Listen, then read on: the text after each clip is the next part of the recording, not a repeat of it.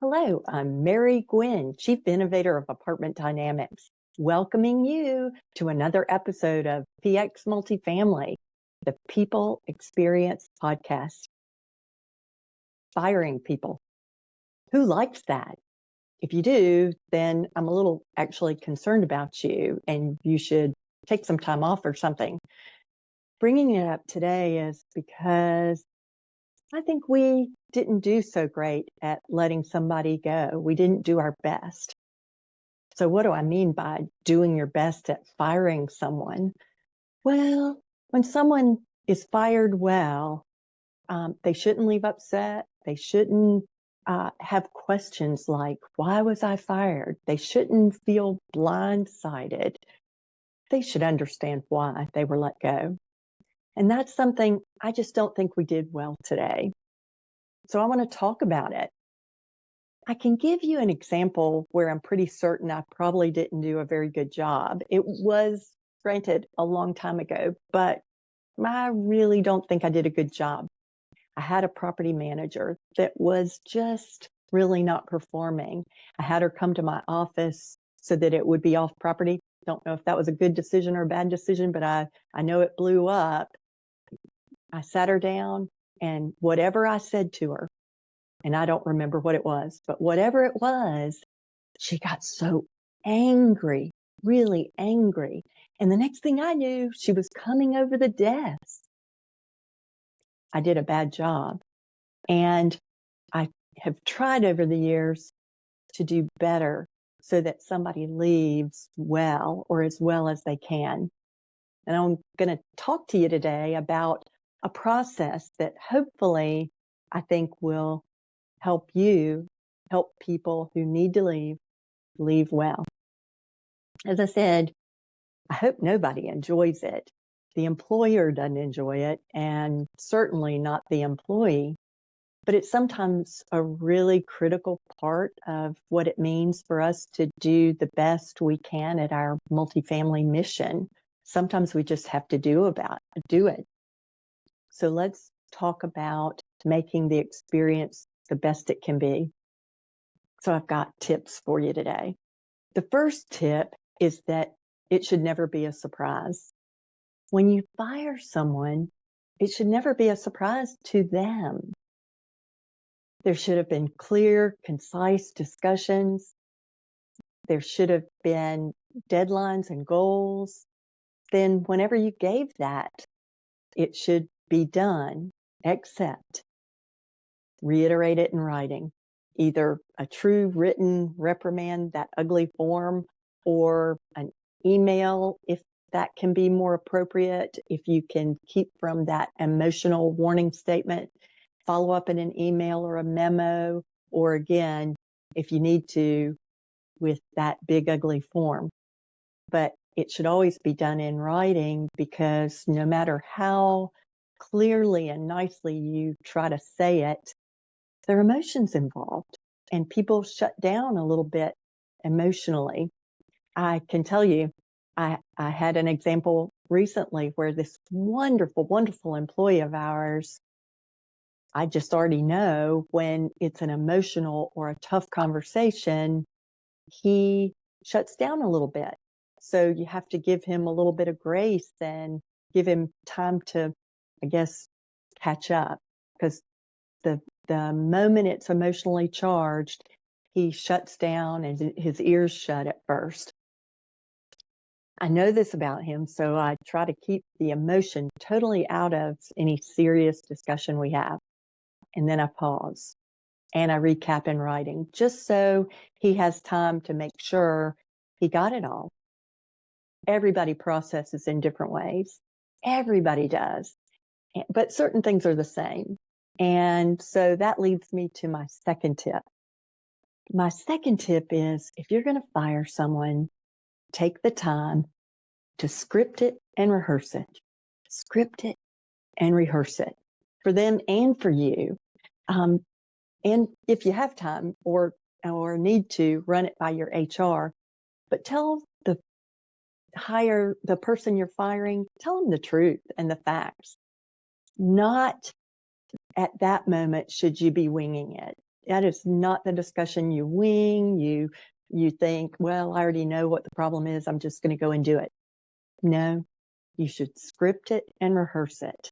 I like to think of it as if I can get that discussion down to 3 to 6 word sentences, which you can probably tell I can talk, but if you can get it down to 3 to 6 words in each sentence, that clips the emotion out of it. So, for example, I'm dismissing you. You've consistently been late. We've discussed it. We're dismissing you today. Those sentences were 3 to 5 words, very clear, very concise, very unemotional. Gave a clear and concise message. The third tip I have for you is always, always, always tell somebody why. Can you imagine being let go, losing your job, your team, your income, the thing that is your work family, the reason that you get up every day?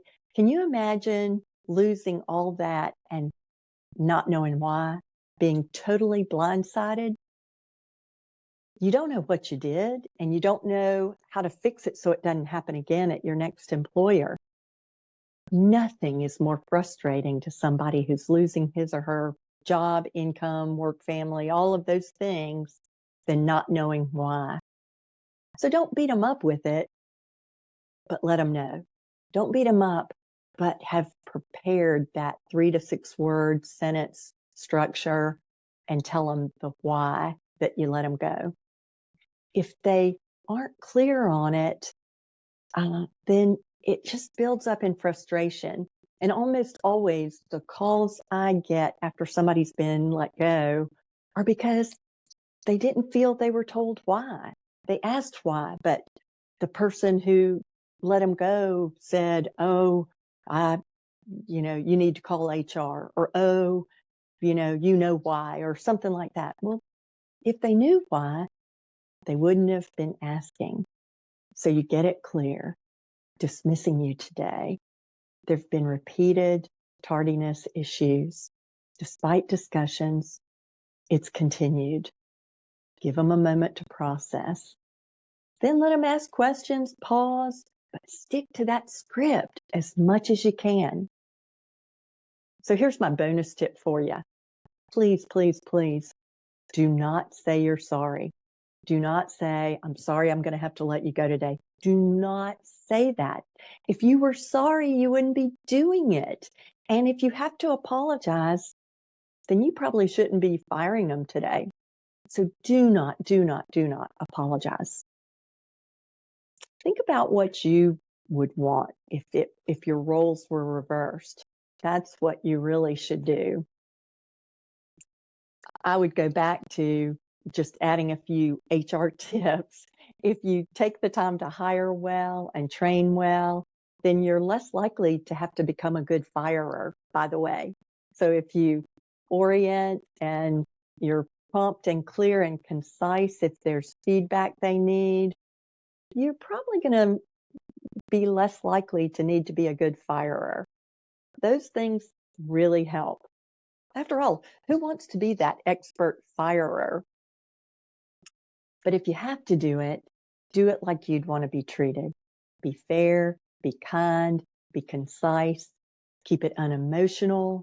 Remember that rule of 3 to 6 word sentences. Tell them why. And please, please, please do not apologize.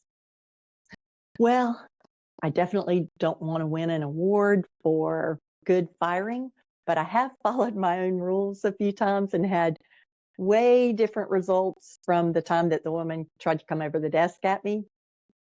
I will tell you, I have to share the only time I've ever been fired, and I do want you to know I deserved it.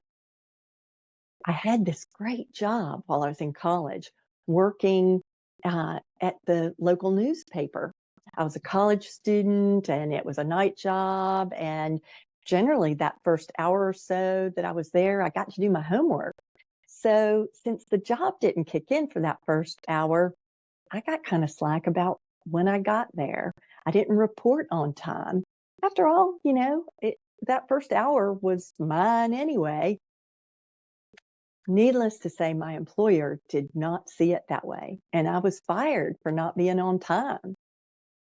The next semester, I took a journalism class, and guess who my professor was?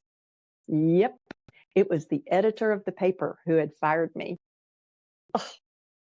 But he had fired me well.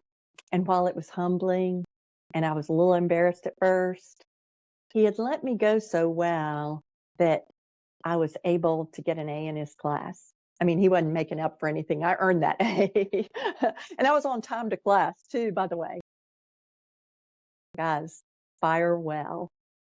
People experience even the worst thing you can experience, like firing someone. You should make it as painless as possible within your power. Thank you for joining me, Mary Gwyn, for PX Multifamily, the People Experience Podcast. How about you? Any good or bad firing experiences? Hey, feel free to share your feedback at mary@aptdynamics.com. See you next time.